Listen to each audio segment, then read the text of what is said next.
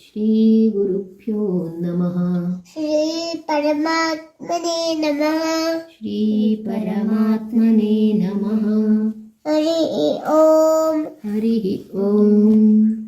राजवेद्या राजगुह्य राजविद्या राजगुह्य योगो नाम